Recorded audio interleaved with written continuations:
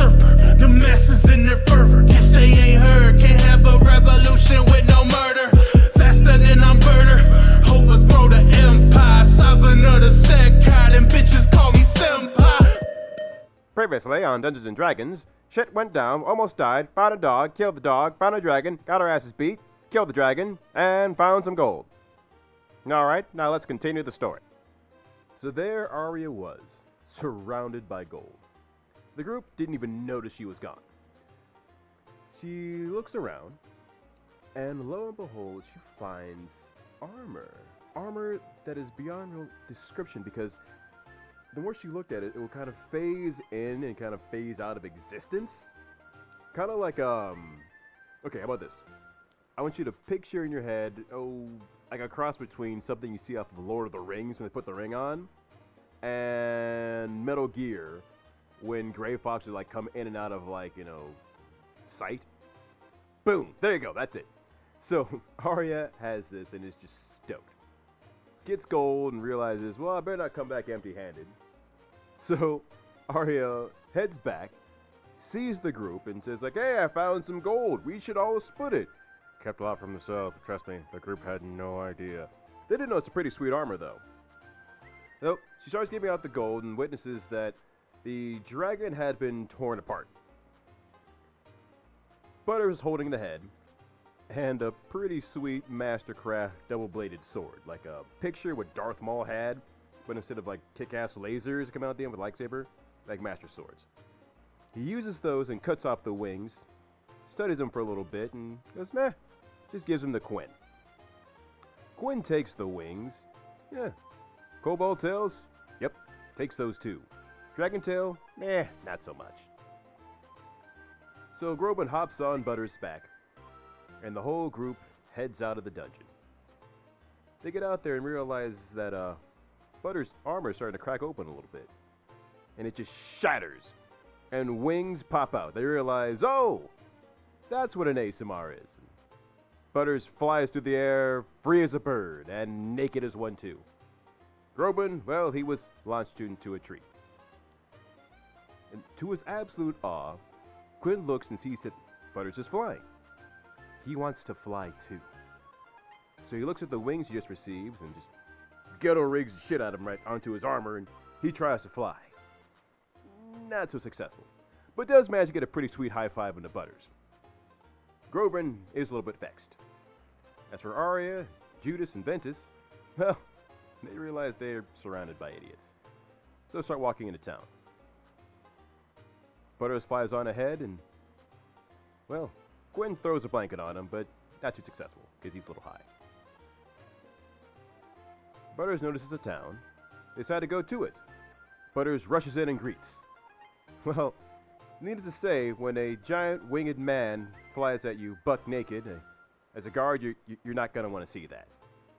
And that's how Butters was banned from the town. Quinn escorts him, and they decide to just kind of play around and play tag in the trees. Groban, he studies him for a little bit. As for Arya, Ventus, and Judas, they head into town just to check things out. They hear of a rogue that had been, well, kind of robbing the place blind. Intrigued by this, they decide to seek this rogue out. Who knows, maybe get a little money out of this. Groban, well, he tries to put both Butters and Quinn to sleep because they're still causing a little bit of havoc outside in the woods. Well, Quinn, out like a log. Butters, not so much. So the party ends up reuniting just outside of town. But as they reunite, well, we'll say Arya had a bit of a silver tongue and had talked with the rogue to join the party. The rogue's name was Belle. And Belle had a few specific gifts. We'll say she could summon by any creature she wanted. Arya and Belle hit it off just like that. Arya had even talked the town into letting Butters back in. Quinn and Groban were never really, banned, but they just wanted to hang out. So, the party reunited, and one stronger went back into town. Judas Bernstein, the cleric, had really wanted to become more useful to the group.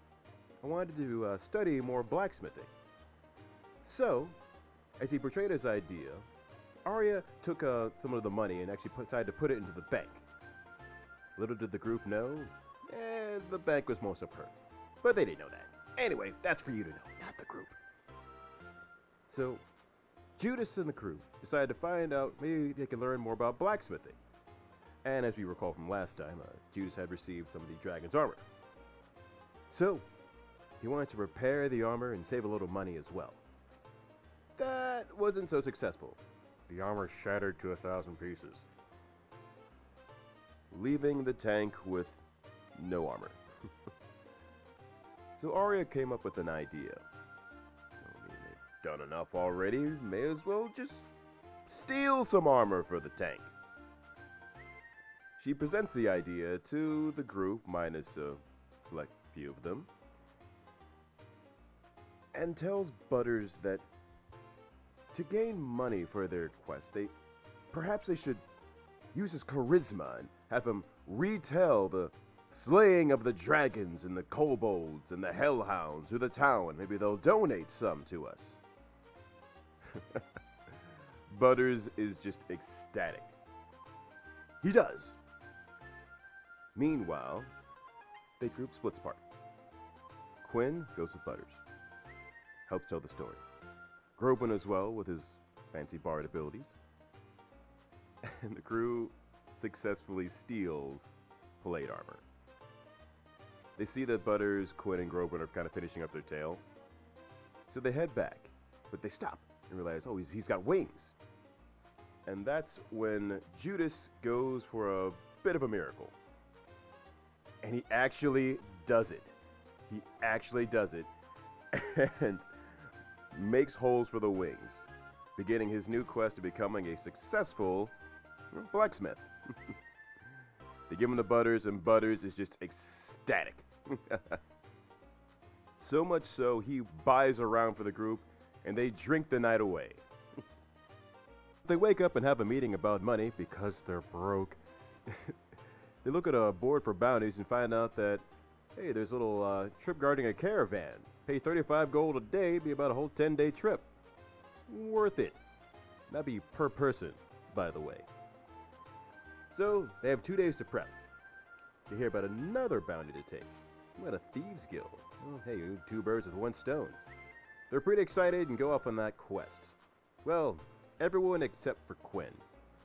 Quinn had needs. And he was going to satisfy those with a hooker. So with that, the group was split. Arya takes the lead and learns that it could be in a sewer. So, the group heads down to the sewer. Arya very stealthily ahead. I'm going to kind of imagine, the kick-ass thing with the metal gear, and you know what I'm saying. So, little did Arya know, thieves could see pretty damn good in the dark. And Arya is shot with an arrow. Butters sees and just cuts that dude right in half. Who'd he cut in half? Well, it was a halfling.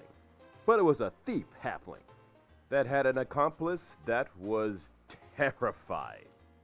Needless to say, Arya had to let out some hate after being shot. Then they look on the, horribly dead body of the halfling and find a note. They read it, and it says, "Remember to go to the cistern at sundown." Butters praises Kellambar, his god of balance of life and death. And they go to the cistern. It's pretty empty at the moment, but there's a hole in the ceiling. Butters flies up and attaches rope to the ceiling. Arya climbs up and waits there with a crossbow. Now, when someone's waiting at the top of a sewer hole with a crossbow, you could find that 2 guards might show up and, kind of question that. But Arya had quite the silver tongue. She convinces the guards to protect the area. And they do it. And they convince the other guards as well. It's a pretty good day for Arya. Soon after this, of all people to show up was Quinn.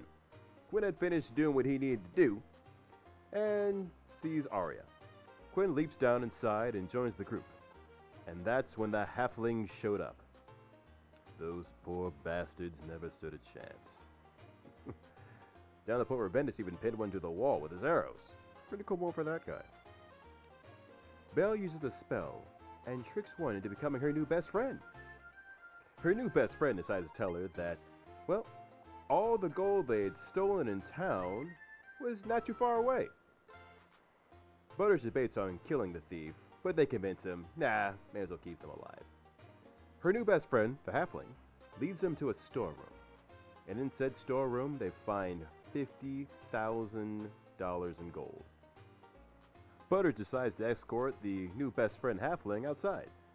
The rest of the group, they divvy up the gold a little bit, split it up pretty evenly, and find some pretty sweet stuff.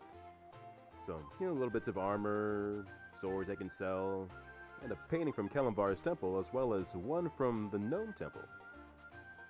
Butters comes back in, and he almost sees the painting of Kalimvar, but he's handed a new flaming axe, an adamantine flaming axe.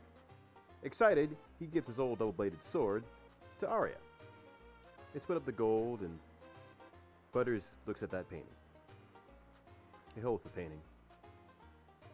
Nearly enraged, the group convinces him that, maybe you should just kind of let it go. Just let it go. He debates on it for a minute, and, well, let's just say there weren't too many halflings left in that city. Just kidding, wasn't that bad. So, the group sells all the stuff that they found, and, decide to head off on that 10-day quest. They take some horses, meet up with a caravan, and head out. It will be some easy gold. Some kobolds attacked, and they never stood a chance. A few days pass, and Butters decides to take the horse between his legs, call it Falcor, and take off flying, seeing a little bit ahead. Groban takes the lead. Butters up top, the rest of the group in the caravan. Soon, Quinn gets bored. We sit with Groban in the front, start talking about life, and they hear just this massive intake of just breath coming in. They dive forward, just narrowly escaping a just tremendous burst of fire.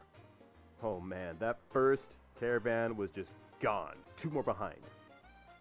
And right before them was a massive, massive half-red dragon. Of all things, it was the brother of the half-dragon they killed before.